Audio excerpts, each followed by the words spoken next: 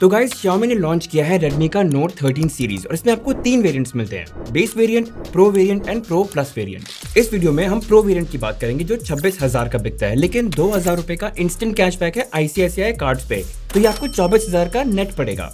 लेकिन क्या 25,000 रुपए के नीचे ये सबसे बढ़िया फोन है? और Xiaomi ने जो इतना हाइप क्रिएट किया है Note 13 सीरीज के आसपास, क्या वो सही है या एमी? चलिए सबसे पहले प्राइस एंड वेरिएंट्स की बात करते हैं। Note 13 सीरीज शुरू होती है बेस वेरिएंट Note 13 के साथ 18,000 पे एंड मैक्स जाता है all the way up to Note 13 Pro Plus।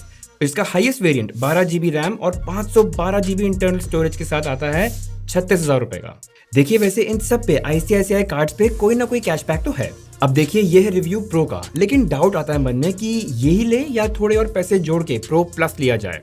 सारे सवालों का जवाब मिलेगा, शुरू से शुरू करते हैं। देखिए बॉक्स में आपको सब मिलता है। फोन पर pre applied screen protector, phone के लिए एक केस एंड 67 वॉट का फास्ट चार्जर। तो आपको अलग से कुछ भी खर्चा करने की जरूरत नहीं है। वैसे आपको ये बॉक्स में अगर वायर्ड ईयरफोन्स भी दे देते तो भी चलता। इसमें 3.5mm हेडफोन जैक भी है।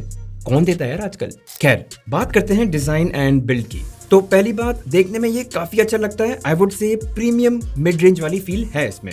एंड उसका एक बड़ा रीजन है, पीछे आपको मिलता है ग्लास बैक, वो भी सॉफ्ट मैट फिनिश टेक्सचर के साथ। अब ऑफ कोर्स क्योंकि इसका सॉफ्ट मैट टेक्सचर है तो उसकी वजह से ये थोड़ा स्लिपरी फील हो सकता है।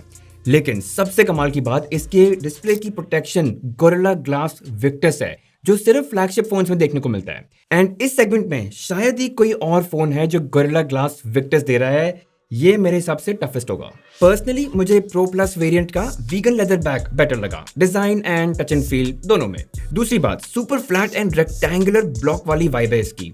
टॉप कॉर्नर्स थोड़े से राउंडेड है तो कंफर्टेबल रहता है, लेकिन हाँ इसका फ्रेम मुझे इतना स्ट्रांग नहीं लगा।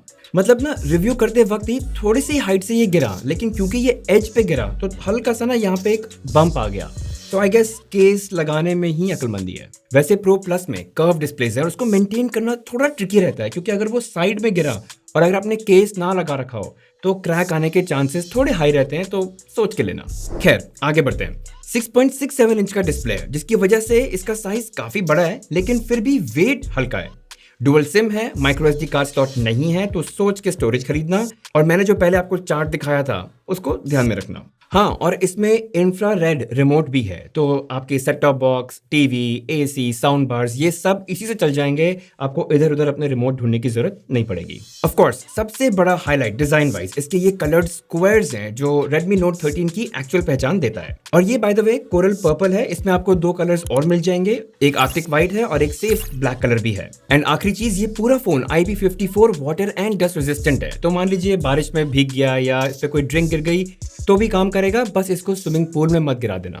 चलिए आगे बढ़ते हैं और डिस्प्ले की बात करते हैं। और इसमें यानी pro variant and pro plus variant में सेम ही डिस्प्ले है। तो ये है 6.67 इंचेस का एमोलेड डिस्प्ले, लेकिन खास बात 1.5K रेजोल्यूशन डिस्प्ले है। मतलब इस स्क्रीन की रेजोल्यूशन जनरली इस कैटेगरी के बाकी फोन से हायर साइड पे है। और सबसे प्यारी बात इस फोन की, इसके बेजल्स मेरे हिसाब से इस सेगमेंट में वन ऑफ द स्लिमेस्ट हैं। एक और खास बात, इसकी स्क्रीन ब्राइटनेस जाती है all the way up to 1800 nits. मतलब आप मानेंगे नहीं, सैमसंग का जो फ्लैगशिप निकला था last year Galaxy S23 ultra, वो ही 1750 निट्स है और ये 1800 निट्स, उससे भी ज्यादा। तो इस सेगमेंट में आउटडोर व्यूइंग के लिए ये easily one of the best phones है। और सुनो, ये HDR डिस्प्ले है, तो आप नेटफ्लिक्स पर Dolby vision certified titles HDR quality में स्ट्रीम कर पाएंगे बड़े आराम से। टच रिस्पॉन्स इसका काफी सही है। और हाँ, अनलाइक पिछले कई मॉडल्स, इस Note 13 सीरीज में इन डिस्प्ले फिंगरप्रिंट सेंसर भी है। तो देखो गाइस, डिस्प्ले डिपार्टमेंट में तो आगे है ही, लेकिन इवन इन साउंड डिपार्टमेंट काफी सही है। इसमें आपको डॉल्बी एटमॉस का सपोर्ट भी मिलता है एंड इसमें आपको स्टीरियो स्पीकर्स भी मिलते हैं। डेमो ले लो।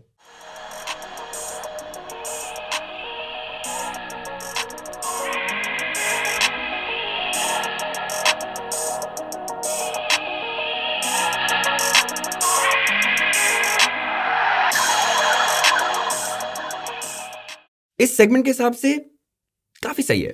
चलिए अब बात करते हैं परफॉर्मेंस की, और यहाँ पर प्रो एंड प्रो प्लस में थोड़ा फर्क है। देखिए, प्रो वर्जन में मिलता है Snapdragon 7S Gen 2 and pro plus में मीडियाटेक का Dimensity 7200 अल्ट्रा। मतलब अगर मैं इनका AnTuTu स्कोर कंपेयर करूं तो डेफिनेटली प्रो प्लस की आपको ज्यादा मिलेगी। तो हाँ, प्रो प्लस यूज करने में हो सकता है आपको स्लाइटली थोड़ा फास्ट लगे, लेकिन जनरली स्पीकिंग प्रो वेरिएंट भी डे टू डे टास्क के लिए एकदम सही है। ऐप को डाउनलोड एंड इंस्टॉल करना भी फास्ट है, ऐप लॉन्च एंड उनके बीच में शिफ्ट करना भी डिसेंटली क्विक लगा मेरे को। देखो यार, 4000 रुपए का फर्क है प्रो एंड प्रो प्लस में, और अगर आपके लिए परफॉर्मेंस बहुत ही ज्यादा इंपॉर्टेंट है तो डेफिनेटली आप प्रो प्लस के साथ ही जाएं। लेकिन यार, अगर आपका यूसेज वही normal WhatsApp, Instagram, Facebook, YouTube, Netflix ही है तो पैसे बचा लो और प्रो वर्जन ही ले लो। इनफैक्ट अगर इतना ही यूज है तो मेरे हिसाब से तो बेस वेरिएंट भी सही है। गेमिंग की बात करते हैं। कॉल ऑफ ड्यूटी मस्त high graphics and high frame rate, in fact very high frame rate पर चलती है विदाउट एनी इश्यूज। वैसे एक बात बता दूं, इसमें इंटरनल स्टोरेज जो है वो है UFS 2.2 टाइप, जो कि आज की डेट में स्लो माना जाता है। UFS 3.1 is quite fast. तो जैसे अगर आपकी फोटोज और वीडियोस भरी हुई हैं गैलरी में तो कभी कभी गैलरी स्लो हो जाती है, राइट? या अगर व्हाट्सएप में बहुत सारे कॉन्वर्सेशंस है तो व्हाट्सएप थोड़ा स्लो खुलता है। ये सारी चीजें UFS 3.1 मेमोरी टाइप से सॉल्व हो जाती हैं, लेकिन इसमें UFS 2.2 है तो मे बी नेक्स्ट ईयर। चलिए अब बात करते हैं कैमरास की। और देखिए, पहले बता देता हूँ, जनरली मिड रेंज सेगमेंट में कैमराज ना बहुत क्रेजी नहीं होते हैं। इस सेगमेंट में मुझे Nord CE3, Moto H40 Neo and Vivo का जो V29e है, इसके कैमराज डिसेंट लगे थे, लेकिन इसकी भी चेक कर लेते हैं। पहले स्पेक्स की बात कर लेते हैं। सेम स्पेक्स हैं जो प्रो प्लस में है, वही प्रो प्लस वाला 200 मेगापिक्सल का कैमरा OIS एंड EIS के साथ आता है, जो सैमसंग का ISOCELL HP3 सेंसर यूज करता है, और साथ में आपको 8 मेगापिक्सल का अल्ट्रा वाइड कैमरा और एक 2 मेगापिक्सल का मैक्रो कैमरा। अब स्पेक्स छोड़ो, सीधा सैंपल्स देखते हैं। बाय द वे गाइस, आप ये सारे सैंपल्स डाउनलोड कर सकते हैं, डिस्क्रिप्शन में आपको लिंक मिल जाएगा। तो गाइस, अगर आसपास लाइटिंग ठीक हो, फ्रेमिंग अच्छी कर लेते हो तो फोटोज तो अच्छी आ जाएंगी। जैसे कि आप यहाँ देख पा रहे हैं, काफी ग्लूमी डे था दिल्ली में, लेकिन फिर भी फोटोज अच्छी आ गई। कलर्स जो थोड़े बहुत दिख रहे थे इस दिन, वो भी कैप्चर ठीक ठाक हो गए थे, और ये शॉट काफी अच्छा आया कंसीडरिंग थोड़ी सी सनलाइट निकल आई थी, तो शैडोज एंड हाइलाइट्स का सही प्ले है यहाँ।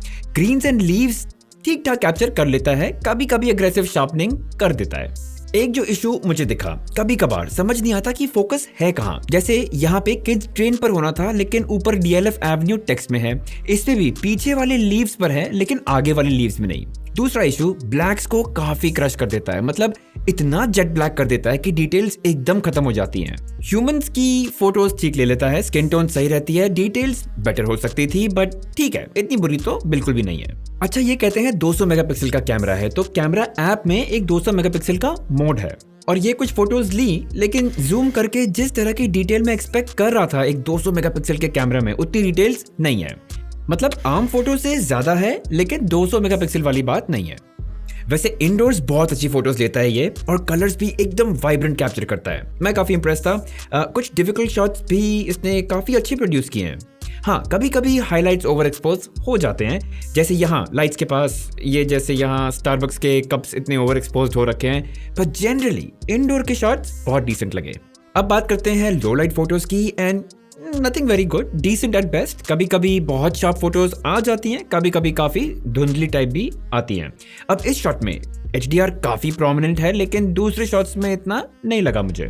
Selfies were quite good. देखो, डिटेल्स कम है, लेकिन थोड़ी बहुत भी लाइटिंग होना आसपास तो स्किन टोन्स अच्छे कैप्चर कर लेता है। मुझे इन जनरल अच्छी लगी, बट जैसे हेयर पे फोकस करें आप तो डिटेल्स इतनी नहीं है, और ये मैंने कुछ पोर्ट्रेट मोड में फोटोज ली थी, ठीक है, बुरी नहीं है।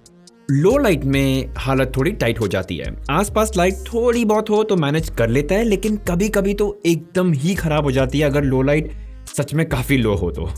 पोर्ट्रेट्स की बात करते हैं, और ये कुछ शॉट्स है जो मुझे अच्छे लगे, मतलब डिसेंट है। कोई ओ माय गॉड वाली क्वालिटी तो नहीं है, बट एज डिटेक्शन ठीक है। फोकस का जो ग्रेजुअल फॉल ऑफ होना चाहिए वो इतना स्मूथ नहीं है, बट अगर आपको ठीक लग रही है यहाँ पे तो प्रॉब्लम क्या है। लेकिन कभी कभी ऐसा भी होता है कि फोकस हमेशा ना करेक्ट नहीं होता है, कुछ चीज जो फोकस में होनी चाहिए उनको ब्लर कर देता है, मतलब इनएक्यूरेसी है, और लो लाइट में ज्यादा फ्रीक्वेंट है।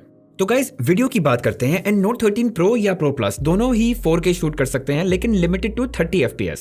और ये रही फुटेज। अब जैसे ये फ्लावर है, इस पे मुझे टैप करना पड़ा फोकस करने के लिए। अब जैसे इस वीडियो में मैं कोशिश कर रहा हूँ कि ये फ्लावर बड फोकस में रहे, लेकिन ये रह नहीं पा रहा है। तो auto focus definitely strong suit नहीं है इस फोन का, लेकिन हाँ इसमें OIS प्लस EIS है और स्टेबिलिटी डेफिनेटली बहुत अच्छी है इस सेगमेंट के हिसाब से। मतलब वॉक करते वक्त शेक काफी कंट्रोल में है। एक अजीब चीज हुई थी, देखो कैप्चर अच्छा कर रहा है वीडियो, लेकिन इस तरह से ना फ्लिकर कर रहा था एक्सपोजर। अब हो सकता है ये कोई बग हो और कोई अपडेट से फिक्स हो जाए, but overall I think video is good, specially segment के हिसाब से। स्टेबल फुटेज है, कलर्स अच्छे हैं, ओवरऑल क्वालिटी काफी डिसेंट है। लेकिन फिर वही लो लाइट में इसकी हालत फिर से टाइट हो जाती है, शेक भी रहता है, ब्रीदिंग काफी होती है एंड फोकस थोड़ा थोड़ा शिफ्ट होता रहता है, स्मूथ नहीं है एंड डिटेल्स भी खो जाती हैं। और ये तो फिर भी थोड़ी लाइट में है, अगर लाइट आप और कम कर दो तो फुटेज काफी ग्रेनी एंड नॉइजी हो जाती है एंड ब्रीदिंग तो वैसे भी है। सो लो लाइट के लिए काम चलाओ। अब देखो गाइस, एक सवाल उठता है कि इसका कैमरा बेटर है यानी प्रो का या प्रो प्लस का। देखिए प्रोसेसर से फर्क पड़ता है पिक्चर क्वालिटी पे, इवन इफ आपका हार्डवेयर सेम है।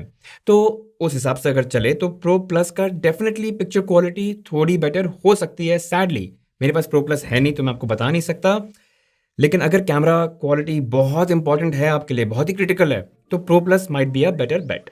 अब बैटरी की बात करने से पहले सॉफ्टवेयर की बात कर लेते हैं। ये बॉक्स से निकलते ही आता है Android 13 के साथ विद MIUI 14। और यार ये वीडियो MIUI 14 पर तो नहीं है, बट निश्चिंत रहो काफी ज्यादा पर्सनलाइज एंड कस्टमाइज किया जा सकता है। जेस्चर सेट कर सकते हैं, वन हैंडेड मोड है, inbuilt screen recorder, floating Windows and second space करके सिक्योर जोन भी है। अलग अलग थीम्स डाउनलोड करके सेट कर सकते हैं फोन पर, भर भर के वॉलपेपर्स भी हैं एंड होम स्क्रीन कस्टमाइजेशन के भी काफी ऑप्शंस हैं। लेकिन इंपॉर्टेंट बात है सॉफ्टवेयर अपडेट को लेके। देखो Xiaomi ने प्रॉमिस किया है कि इसमें आपको 3 साल के OS अपग्रेड्स मिलेंगे और 4 साल के सिक्योरिटी अपडेट्स, और इस सेगमेंट के हिसाब से सभी इतना देते हैं तो वो बात तो ठीक है। लेकिन और भी ज्यादा इंपॉर्टेंट बात, इसमें आपको Xiaomi का लेटेस्ट हाइपर OS मिलने वाला है। In fact note 13 series one of the first series होगी जिसको हाइपर OS मिलेगा। चलिए आखिर में बात करते हैं बैटरी एंड चार्जिंग की। देखो यार, जैसे मैंने पहले कहा, बॉक्स में ही आपको 67 वॉट का चार्जर मिलता है, तो चार्जिंग स्पीड्स तो मस्त है नो डाउट। और बैटरी आती है इसमें 5100 mAh की, और इसमें वो सारे फीचर्स हैं जिससे बैटरी की हेल्थ अच्छी रहती है over a long time, fast charging होने के बावजूद। हाँ, जहां तक बैटरी की परफॉर्मेंस की बात है तो इजी वन डे बैटरी है। पूरा दिन आप बाहर घूमिए, मस्त चलेगा, और रात को वापस आएंगे तो भी थोड़ी बहुत बैटरी बची रहेगी। और अगर बीच में आपको लगा भी कि शाम का कोई चिल सीन बन रहा है तो बीच में आप चार्ज कर लीजिए, 10-15 मिनट भी करेंगे तो बड़े आराम से टॉपअप आपका चलता रहेगा। हाँ, इसमें 0 to 50% हो जाता है 15 मिनट में और 0 to 100% 45 मिनट में। देखिए ओवरऑल फोन तो बहुत बढ़िया है। Glass back matte finish, Gorilla glass Victus की डिस्प्ले प्रोटेक्शन, कमाल का bright and HDR ready display, 3.5mm headphone jack तक है, वाटर एंड डस्ट रेजिस्टेंस भी है, और बॉक्स में पूरा ताम झाम मिलता है आपको। मतलब नेट इफेक्टिव प्राइस अगर इसकी 25,000 से नीचे आ रही है तो सही में बहुत ही बढ़िया बाय है। वैसे इसके टक्कर के 2-3 फोन्स हैं जो आपको कंसिडर कर लेने चाहिए। अगर इसी प्राइस पे आपको कर्व डिस्प्ले चाहिए जो प्रो प्लस में आएगा अदरवाइज, तो आप मोटो का Edge 40 Neo कंसिडर कर सकते हैं। और अगर इसी प्राइस पे आपको प्रो प्लस वाली परफॉर्मेंस चाहिए तो आप iQOO का Z7 Pro कंसिडर कर सकते हैं। और अगर आपको OnePlus का फोन चाहिए इस प्राइस पे तो Nord CE3 तो है ही। और हाँ, Poco X6 भी तो है, और वो मोटा मोटा सेम ही फोन होगा, शायद लोअर प्राइस पे भी होगा, तो उसको भी आप कंसिडर कर सकते हैं। खैर, Note 13 Pro पे इतना ही। फिर भी कोई क्वेश्चंस हो, कंसर्न्स हो, डाउट्स हो तो डेफिनेटली कमेंट सेक्शन में पूछेगा, I will reach out and help. और अगर वीडियो पसंद आया तो please hit that like button, subscribe जरूर कीजिए और वो बेल आइकन को मार्क करके ऑल जरूर दबा दीजिएगा। मिलते हैं।